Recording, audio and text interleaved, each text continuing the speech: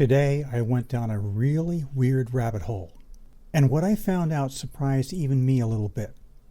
I wanted to examine just how weird intervals can become on a written page. I wanted to compare what we see in writing versus what we actually hear. I started out examining seconds. First of all, I wrote them in every configuration that I can ever remember seeing. The various seconds I found were a diminished second, a minor second, a major second, an augmented second, and finally a doubly augmented second. That actually is a pretty huge range. So just naming them with traditional interval names, which I call Escher names, became confusing even for me. Then I examined thirds. Again, I wrote them in every configuration that I can remember seeing. This time, the thirds I found were a diminished third, a minor third, a major third, and an augmented third. Once again, the range was quite big. Once again, trying to name all these intervals with traditional Escher names was a bit tricky. Then I compared all these weird Escher intervals with what they really are when we hear them. I linked them to my own universal names, and suddenly everything became really simple. Really simple.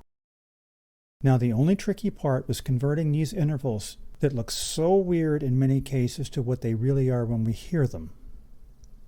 There are very good reasons for writing all these traditional Escher intervals. I have used all of them myself at one point or another, and without them my music would be very confusing and very non-standard.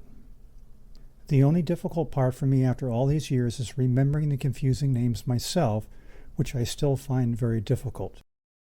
In order to make the whole thing crystal clear, I'm going to play everything I notated so that you could hear how all these seconds and thirds sound so very different.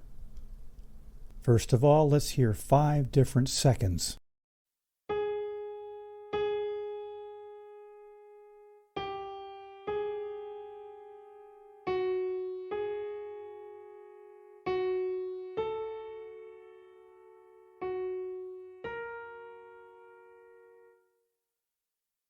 Pay careful attention as I use that very weird doubly augmented second.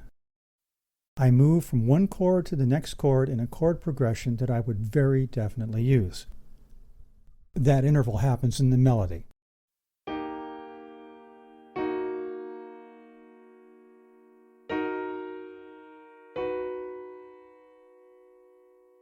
Now let's hear 4 different thirds.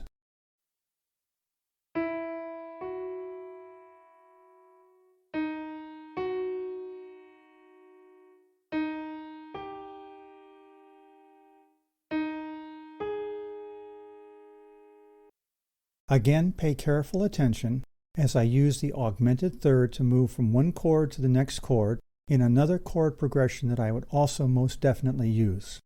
Once again, the unusual interval happens in the melody.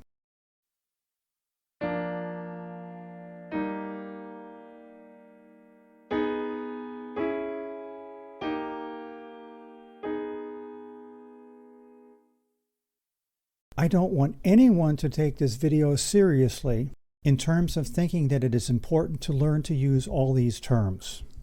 What I do want to stress is how easy my handy-dandy universal interval names are in comparison to the Escher intervals, which truly are a gigantic pain in the butt.